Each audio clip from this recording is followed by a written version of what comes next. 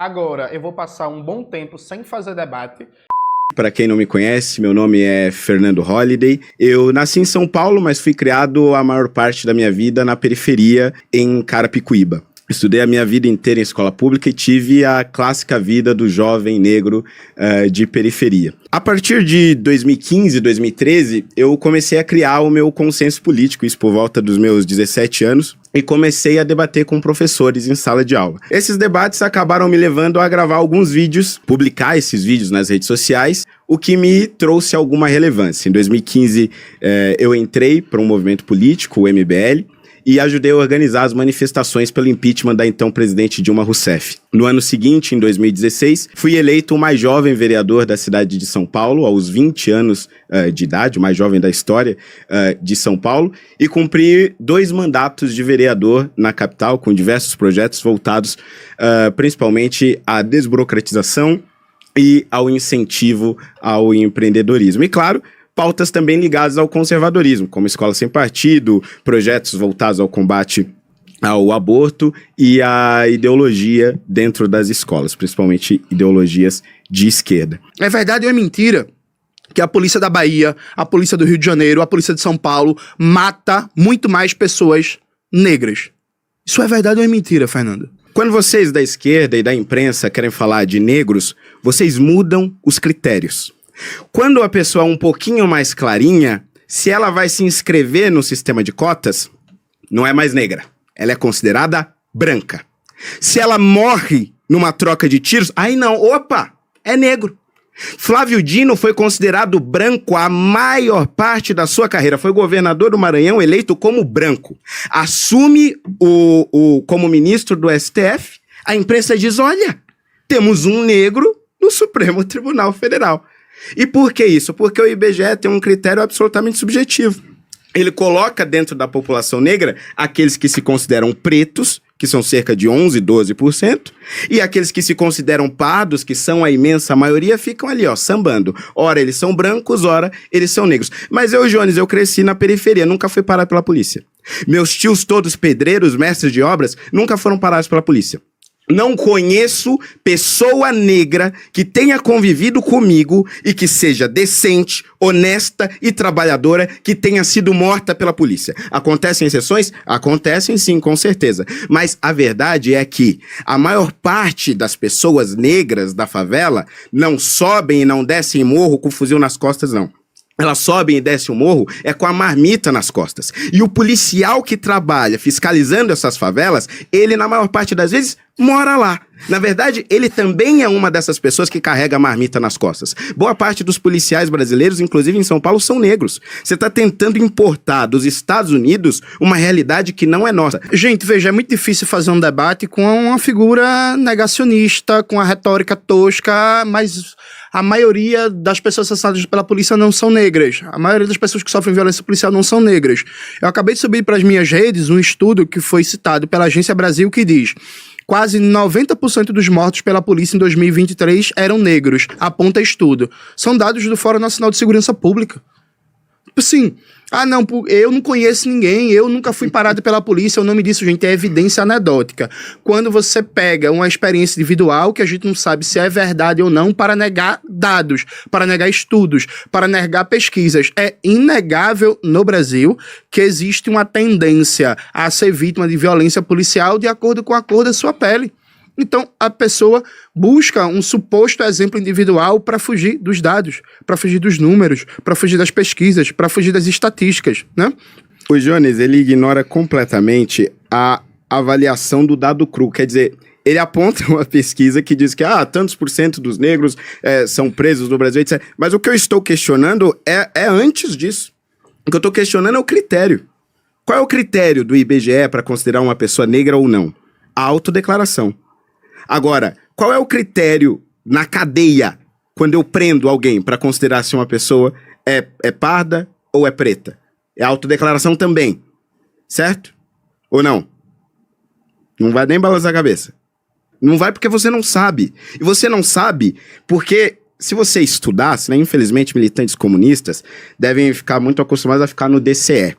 Muitos até fumando maconha e não vão pra aula, mas essa aula você vai ter que ouvir. Se você soubesse de verdade como são classificados os negros no Brasil, você saberia que isto depende do que nós estamos falando. Se nós estamos falando de inclusão, pardos são considerados negros. Se nós estamos falando de cadeia, pardos são considerados negros. Agora, para os dados gerais, vocês subvertem isso. Depende do que nós estamos falando. A depender, eu posso ser pardo, a depender, eu posso ser negro. E outra, existe um outro problema aqui de semântica.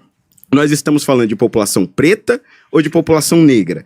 Porque a população negra inclui também pardos e pretos. Este é o ponto central. Você defende o ataque do Donald Trump ao Brasil e você se coloca como defensor do interesse das Big Techs e das empresas de capital financeiro dos Estados Unidos que querem atacar o Pix brasileiro, você defende o interesse do imperialismo estadunidense e você quer destruir o Pix. Eu quero que todo comerciante do Brasil saiba a sua opinião. Ele já começa a pergunta colocando como um ataque dos Estados Unidos ao Brasil. Mas a pergunta certa é: nós estamos ou não estamos numa ditadura? Porque assim, se nós não estamos em uma ditadura, realmente não faz o menor sentido. Não faz o menor sentido nós irmos aos Estados Unidos, recorrermos, buscarmos sanção, buscarmos na Europa algum tipo de sanção. Se nós estamos em uma ditadura, então aqui dentro já não há mais esperança. Não tem. Inclusive, esse é o padrão em todas as ditaduras do mundo. Aqui na América Latina acontece o mesmo. Na Nicarágua, todos aqueles que são oprimidos pela ditadura do Ortega precisam sair para denunciar o que aconteceu. Na Venezuela, só se conseguiu denunciar o que Nicolás Maduro estava fazendo porque políticos saíram do seu país e foram para a Europa, para os Estados Unidos e até mesmo para o Brasil denunciar o que aconteceu. Em Cuba, as pessoas não têm a menor chance de denunciar o que está acontecendo lá. No primeiro momento em que se busca fazer algum tipo de ação para coibir a ditadura, imediatamente aquelas pessoas são reprimidas. E aí o Jones poderia dizer, mas nós não estamos em um estágio onde as pessoas não podem se manifestar, os bolsonaristas já fizeram manifestação. Nem toda a ditadura acontece do dia para a noite. O próprio Hugo Chávez, quando transforma a Venezuela em uma ditadura, não faz do dia para a noite. Ele não senta em uma cadeira e diz, a partir de agora, nós somos um Estado autocrático, aqui ninguém mais fala, a oposição não tem mais direito, é isso, acabou. Não, é aos poucos. Primeiro você toma o legislativo, porque é mais fácil. Você o ameaça, ou você o compra. Aqui, no caso, nós temos, infelizmente, boa parte de deputados e senadores que estão ameaçados com vários inquéritos no Supremo Tribunal Federal e têm medo de se posicionar por conta disso. Lentamente, depois, você toma o judiciário, porque você precisa ter validação nos supostos 3 poderes. E foi isso que o PT fez ao longo de mais de uma década, nomeando e nomeando diversos ministros do Supremo que tinham compromisso com o partido e não com a Constituição.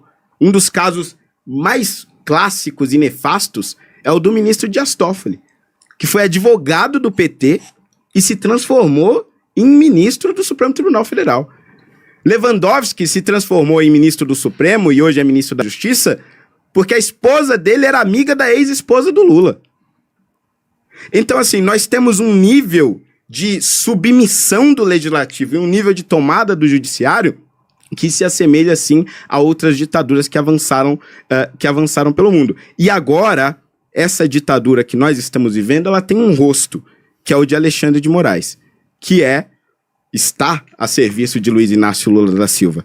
E aqui dentro não existe mais mecanismos para se lutar contra essa ditadura. E a prova de que nós estamos é que o STF aprovou uma regulamentação das redes sociais. Esta regulamentação faz com que as empresas donas dessas redes sociais tenham que previamente punir e censurar as pessoas para que elas não tenham que pagar multas milionárias.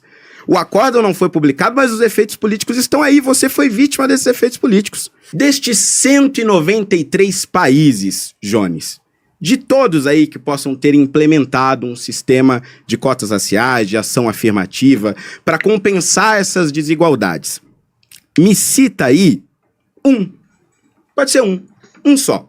Um país que tenha aplicado o sistema de cotas, tenha sido bem sucedido e, portanto, a revogou. Gente, vamos lá. Eu quero, por favor, que de hoje a...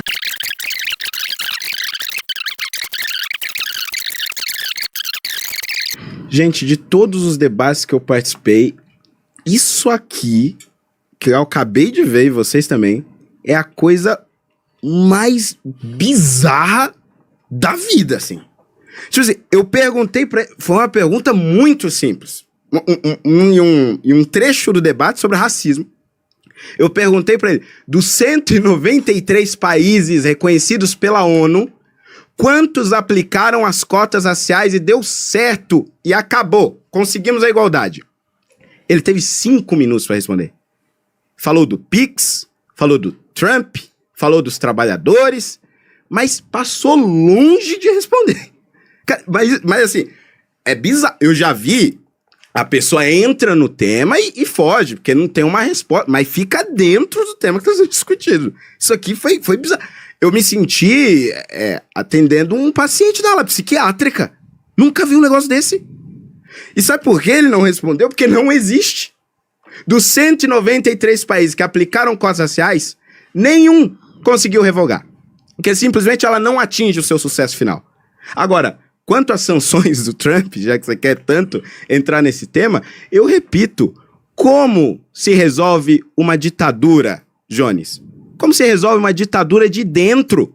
É óbvio que as pessoas sofrem porque não podem falar, as pessoas sofrem porque estão presas injustamente. Teve morador de rua preso por meses, sem ter feito nada, porque ele morava na rua.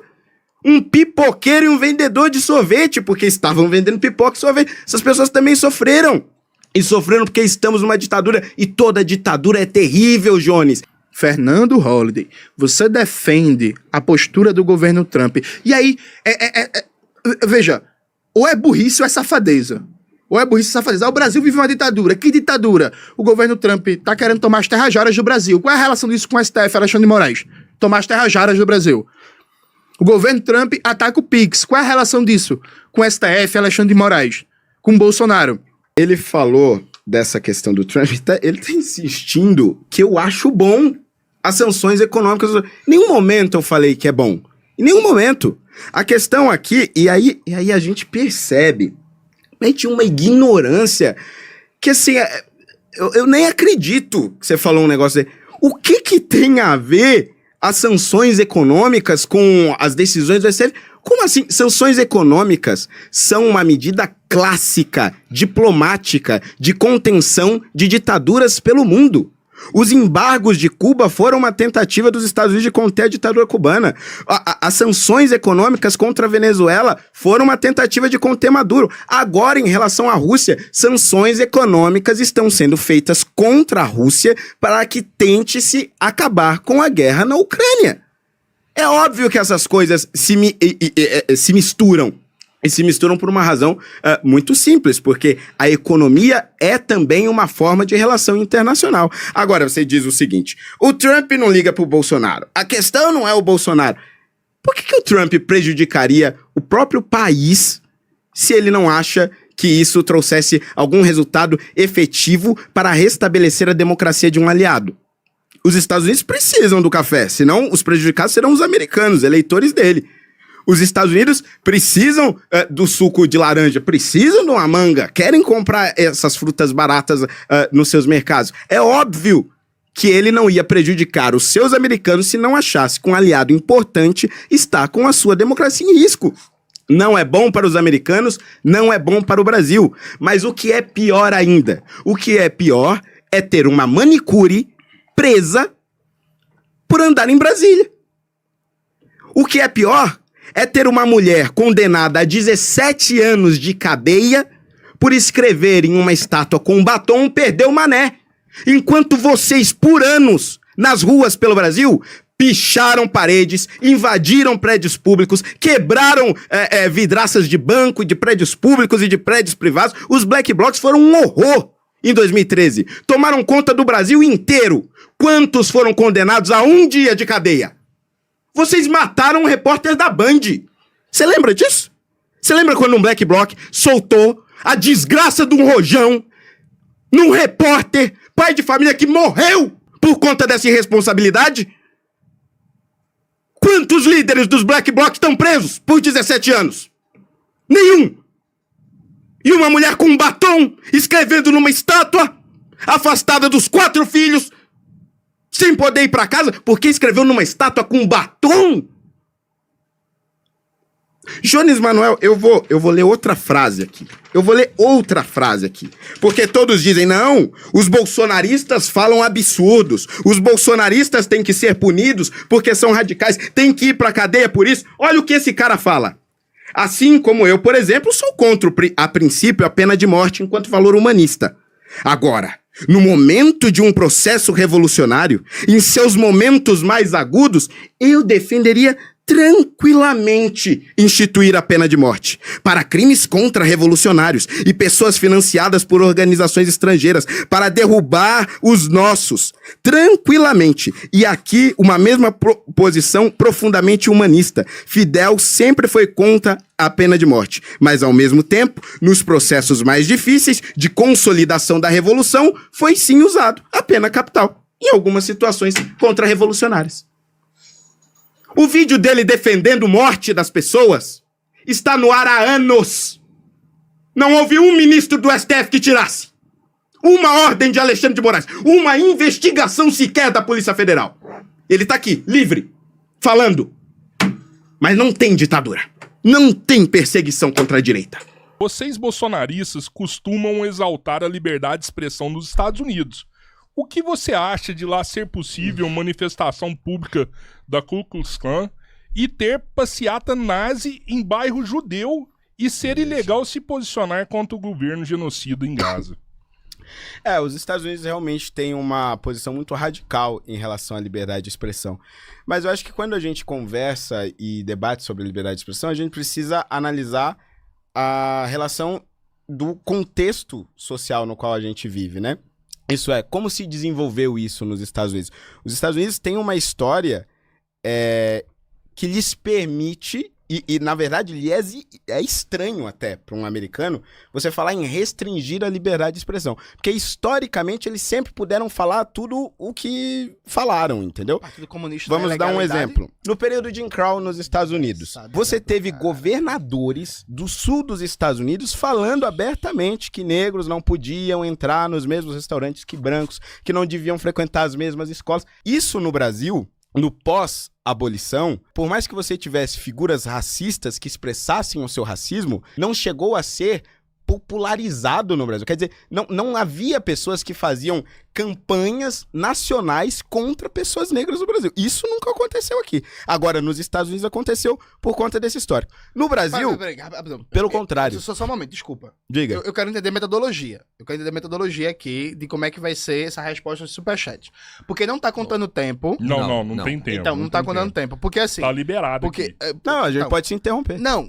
Eu não gosto de trabalhar com interromper, inclusive, porque você grita muito. Então eu espero eu terminar. É porque você acabou de dizer algo que tá o exato contrário do que tá dito no teu livro. Aí eu fiquei, diga um. Aí eu fiquei... Não, você acabou de dizer que no Brasil não teve uma campanha nacional contra pessoas negras e tal, mas tu diz o exato contrário no teu livro. Onde? Realmente tu não lê essa merda. Onde? Né? Mostra.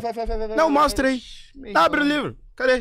Você tá com o livro aí? Na Abre o livro e lê. racismo científico. Abre o livro e leia. Qual a página? Leia. Continua aí. Não, eu vou esperar. Eu vou esperar agora. Não. Agora você vai mostrar. Leia. Leia. Onde está? Vão lá e corroboram essa decisão. Só que são limites da liberdade de expressão que não passou pelos representantes que nós elegemos. Agora, eu vou passar um bom tempo sem fazer debate